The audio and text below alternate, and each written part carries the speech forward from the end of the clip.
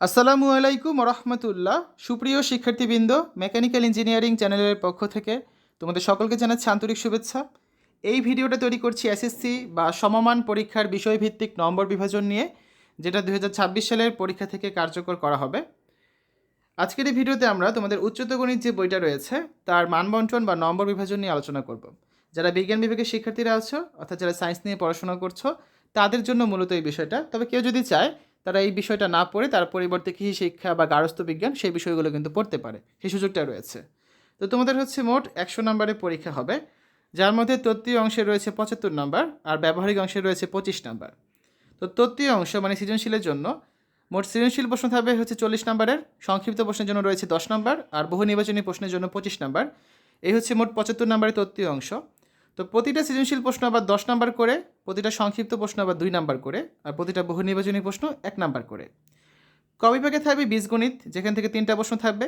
খ বিভাগে থাকবে জ্যামিতীয় ভেক্টর, যেখান থেকে প্রশ্ন থাকবে 2টা। আর গ বিভাগে থাকবে হচ্ছে ত্রিকোণমিতীয় সম্ভাবনা, এখান থেকে 2টা প্রশ্ন থাকবে। তো মোট হচ্ছে 7টা প্রশ্ন। তা প্রত্যেক বিভাগ থেকে কমপক্ষে একটি করে তুমি মোট 4টা প্রশ্নের অ্যান্সার করবে, ঠিক আছে? মানে 7টা থেকে তোমাকে 4টা অ্যান্সার করতে হবে।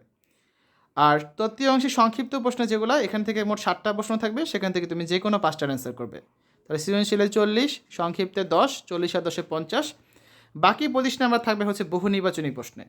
এই জন্য বীজগণিত অংশ থেকে হচ্ছে 8 থেকে 12টা প্রশ্ন থাকবে, জ্যামিতীয় ভেক্টর থেকে 8 থেকে 12টা প্রশ্ন থাকবে, এবং ত্রিকোণমিতীয় সম্ভাবনা থেকে মোট 5টি প্রশ্ন থাকবে। এই হচ্ছে মোট 25টা প্রশ্ন, এবং 25টা প্রশ্নের সবকটি উত্তর তোমাদের দিতে হবে। এবার আসো ব্যবহারিক অংশের ক্ষেত্রে।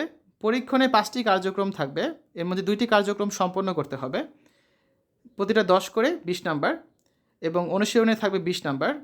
তাহলে দেখো, প্রত্যেক কার্যক্রমে পরিকল্পনা প্রণয়নের জন্য 2 নাম্বার, সঠিক প্রক্রিয়া অনুসরণে 3 নাম্বার, লেখচিত্র অঙ্কন ও উপাত্ত বিশ্লেষণে 3 নাম্বার, আর ব্যাখ্যাসহ ফলাফল উপস্থাপনে হচ্ছে 2 নাম্বার। মৌখিক অভিক্ষা থাকবে হচ্ছে 5 নাম্বার। এগুলো হচ্ছে ব্যবহারিক অংশ। তো যাই থাকুক না কেন, সেটাকে হচ্ছে 25 নাম্বারে কিন্তু কনভার্ট করা হবে, ঠিক আছে? মানে 25 নাম্বার রয়েছে ব্যবহারিক অংশে, এটা হচ্ছে মেন কথা। তো শিক্ষার্থীরা, আজকের এই ভিডিওতে আমরা আলোচনা করেছি নবম দশম শ্রেণীর উচ্চতর গণিত এই বিষয়টার মানবন্টন বা নম্বর বিভাজন নিয়ে, যার উপর ভিত্তি করে তোমাদের 2026 সালে কিন্তু এসএসসি পরীক্ষা অনুষ্ঠিত হবে। তো আশা করি আজকের এই ভিডিওটা তোমাদের কাছে ভালো লেগেছে। আমাদের চ্যানেলের অন্যান্য ভিডিওগুলো দেখার আমন্ত্রণ জানিয়ে আজ এখানে বিদায় নিচ্ছি। আল্লাহ হাফেজ।